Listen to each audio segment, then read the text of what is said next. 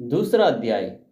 देवताओं के तेज से देवी का प्रादुर्भाव और महिषासुर की सेना का वध। विनियोग। ओ मध्यम चरित्र के विष्णु, ऋषि, महालक्ष्मी, देवता, छंद, सांग भरी शक्ति, दुर्गा बीज, वायु तत्व और यजुर्वेद स्वरूप है।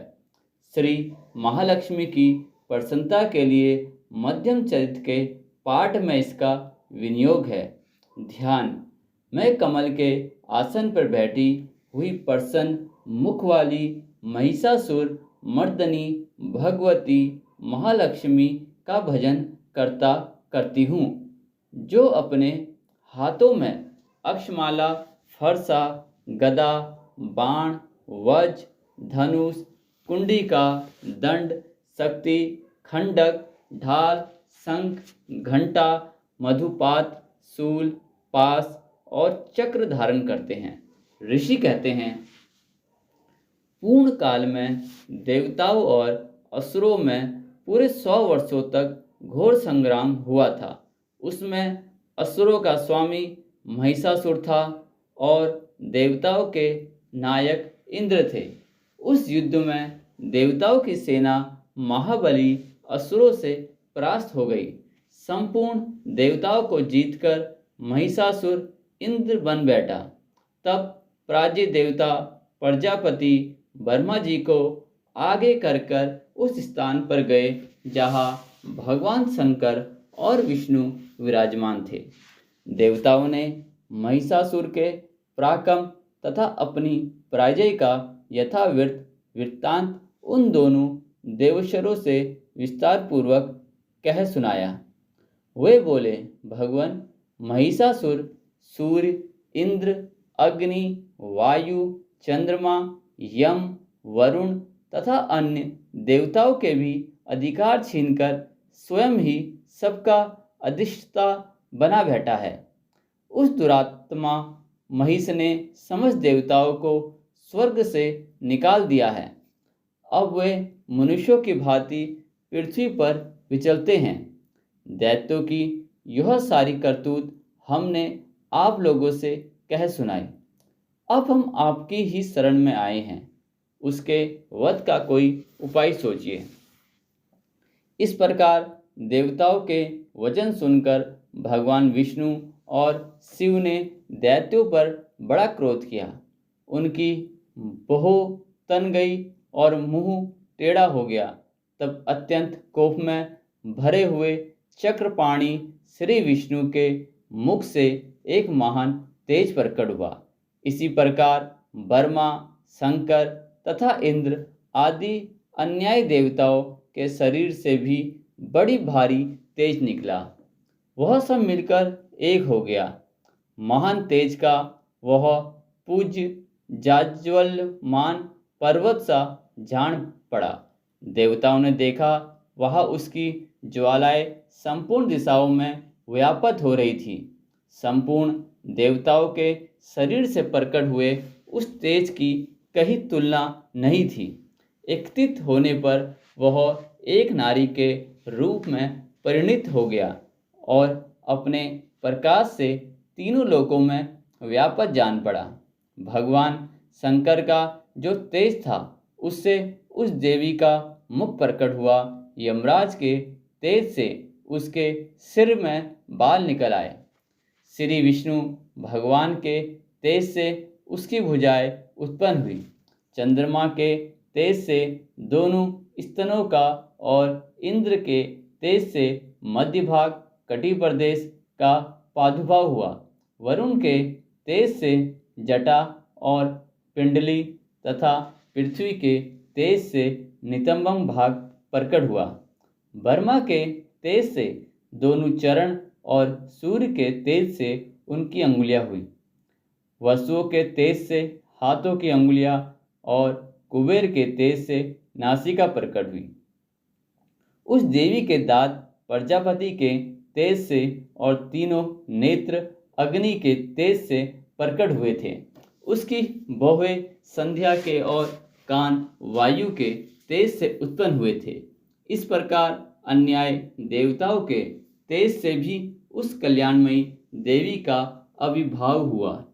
तदंतर समस्त देवताओं के तेज पुंज से प्रकट हुई देवी को देखकर महिषासुर के सताए हुए देवता बहुत प्रसन्न हुए। पिनाकधारी भगवान शंकर ने अपने शूल से एक शूल निकालकर उन्हें दिया। फिर भगवान विष्णु ने भी अपने चक्र से चक्र उत्पन्न करके भगवती को अर्पण किया। वरुण ने भी शंख भेंट किया, अग्नि ने उन्हें शक्ति दी और वायु ने धनुष तथा बाण से भरे हुए 2 तरक्ष प्रदान किए।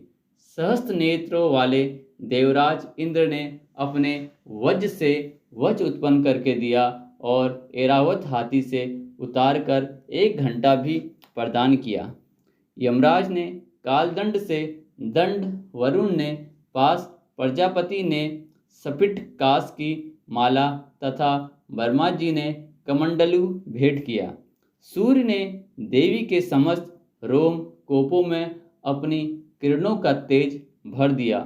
काल ने उन्हें चमकते हुए ढाल और तलवार दी। क्षीर समुद्र ने उज्ज्वल हाल तथा कभी जिया न होने वाले 2 दिव्य वस्त्र भेंट किए। साथ ही उन्होंने दिव्य चूड़ामणि, 2 कुंडल, कड़े, उज्ज्वल अर्धचंद्र, सब बाहों के लिए केयूर, दोनों चरणों के लिए निर्मल नूपुर, गले की सुंदर हसली और सब अंगुलियों में पहनने के लिए रत्नों की बनी अंगूठियां भी दी। विश्वकर्मा ने उन्हें अत्यंत निर्मल फरसा भेंट किया। साथ ही अनेक प्रकार के अस्त्र और अमैथ कवच दिए। इसके सिवा मस्तक और वश स्थल पर धारण करने के लिए कभी न कुम्हलाने वाले कमलों की माला दी। जलधनी उन्हें सुंदर कमल का फूल भेंट किया। हिमालय ने सवारी के लिए सिंह तथा भांति भांति के रत्न समर्पित किए। धनाधश कुबेर ने मधुर से भरा पानपात्र दिया तथा संपूर्ण नागों के राजा शेष ने, जो इस पृथ्वी को धारण करते हैं, उन्हें बहुमूल मणियों से विभूषित नागहार भेंट किया। इस प्रकार अन्य देवताओं ने भी आभूषण और अस्त्र शस्त्र देकर देवी का सम्मान किया। तत्पश्चात उन्होंने बारंबार अट्टहास पूर्वक उच्च स्वर से गर्जना की। उनके भयंकर नाद से संपूर्ण आकाश गूंज उठा। देवी का वह अत्यंत उच्च स्वर से किया हुआ सिंहनाद कहीं समा न सके। आकाश उसके सामने लघु प्रतीत होने लगा। उसके बड़े जोर की प्रतिध्वनि हुई, जिससे संपूर्ण विश्व में हलचल मच गई और समुद्र कांप उठे। पृथ्वी डोलने लगी और समस्त पर्वत हिलने लगे। उस समय देवताओं ने अत्यंत प्रसन्नता के साथ सिंहवाहिनी भवानी से कहा, देवी तुम्हारी जय हो। साथ ही महर्षि योनियों ने भक्ति भाव से विनम्र होकर उनका स्तवन किया। संपूर्ण त्रिलोकी को शोभग्रस्त देख दैत्यगण अपनी समस्त सेना को कवच आदि से सुसज्जित कर हाथों में हथियार ले सहसा उठकर खड़े हो गए। उस समय महिषासुर ने बड़े क्रोध में आकर कहा, आह, यह क्या हो रहा है। फिर वह संपूर्ण असुरों से घिरकर उस सिंहनाद की ओर करके दौड़ा और आगे पहुंचकर उसने देवी को देखा, जो अपनी प्रभा से तीनों लोकों को प्रकाशित कर रही थी। उसके चरणों के भार से पृथ्वी दबी जा रही थी। माथे के मुकुट से आकाश में रेखा सी खींच रही थी तथा वह अपनी धनुष की टकार से 7 पातालों को शुभत किए देती थी। देवी अपनी हजारों भुजाओं से संपूर्ण दिशाओं को आंछित करके खड़ी थी। तदंतर उनके साथ दैत्यों का युद्ध छिड़ गया। नाना प्रकार के अस्त्र शस्त्रों के प्रहार से संपूर्ण दिशाएं उदासित होने लगी। चिशूर नामक महान असुर महिषासुर का सेनायक था। वह देवी के साथ युद्ध करने लगा। अन्य दैत्यों की चतुरंगी सेना साथ लेकर चामर भी लड़ने लगा। 60,000 रथियों के साथ आकर उदंग नामक महादैत्य ने लोहा लिया। 1 करोड़ रथियों को साथ लेकर महाहनु नामक दैत्य युद्ध करने लगा, जिसके रोए तलवार के समान तीखे थे। वह असीलोमा नामक महादैत्य 5 करोड़ रथी सैनिकों सहित युद्ध में आ डटा। 60 लाख रथियों से घिरा हुआ बासकल नामक दैत्य भी उस युद्ध भूमि में लड़ने लगा। परिवारित नामक राक्षस हाथी सवार और घुड़सवारों के अनेक दलों तथा 1 करोड़ रथियों की सेना लेकर युद्ध करने लगा। बिडाल नामक दैत्य 5 अरब रथियों से घिरकर लोहा लेने लगा। इनके अतिरिक्त और भी हजारों महादैत्य रथ, हाथी और घोड़ों की सेना साथ लेकर वहां देवी के साथ युद्ध करने लगे। स्वयं महिषासुर उस रणभूमि में कोटि कोटि सहस्त्र रथ, हाथी और घोड़ों की सेना से घिरा हुआ खड़ा था। वे दैत्य देवी के साथ तोमर, भिंदपाल, शक्ति, मुसूर, खट्टक, परशु और पिट्टूस आदि अस्त्र शस्त्रों का प्रहार करते हुए युद्ध कर रहे थे। कुछ दैत्यों ने उन पर शक्ति का प्रहार किया, कुछ लोगों ने पास फेंके तथा कुछ दूसरे दैत्यों ने खट्टक प्रहार करके देवी को मार डालने का उद्योग किया। देवी ने भी क्रोध में भरकर खेल खेल में ही अपने अस्त्र शस्त्रों की वर्षा करके दैत्यों के हुए समस्त अस्त्र शस्त्र काट डाले। उनके मुख पर परिश्रम था, थकावट का रचमात्र भी चिन्ह नहीं था। देवता और ऋषि उनकी स्तुति करते थे और वे भगवती परमेश्वरी दैत्यों के शरीर पर अस्त्र शस्त्रों की वर्षा करती रही। देवी का वाहन सिंह भी क्रोध में भरकर गर्दन के बालों को हिलाता हुआ असुरों की सेना में इस प्रकार विचरने लगा, मानो वनों में दावानल फैल रहा हो। रणभूमि में दैत्यों के साथ युद्ध करती हुई अंबिका का देवी ने जितने निश्वास छोड़ दिए, वे सभी तत्काल सैकड़ों हजारों गणों के रूप में प्रकट हो गए और परसों, भिंदपाल, खट्टक तथा पटिस आदि अस्त्रों द्वारा असुरों का सामना करने लगे। देवी की शक्ति से बड़े हुए वे गण असुरों का नाश करते हुए नगाड़ा और शंख आदि बाजे बजाने लगे। उस संग्राम महोत्सव में कितने ही गण मृदंग बजा रहे थे। तदंतर देवी ने त्रिशूल से, गदा से, शक्ति की वर्षा से और खट्टक आदि से सैकड़ों महादैत्यों का संहार कर डाला। कितनों को घंटों के भयंकर नाद से मूर्छित करके मार गिराया। बहुत तेरे दैत्यों को पास से बांधकर धरती पर घसीटा। कितने ही दैत्य उनकी तीखी तलवार की मार से दो दो टुकड़े हो गए। कितने ही गदा की चोट से घायल हो धरती पर सो गए। कितने ही मूसल की मार से अत्यंत आहत होकर रक्त वमन करने लगे। कुछ दैत्य सूल से छाती फट जाने के कारण पृथ्वी पर ढेर हो गए। उस रणांगण में बाण समूह की वृष्टि से कितने ही असुरों की कमर टूट गई।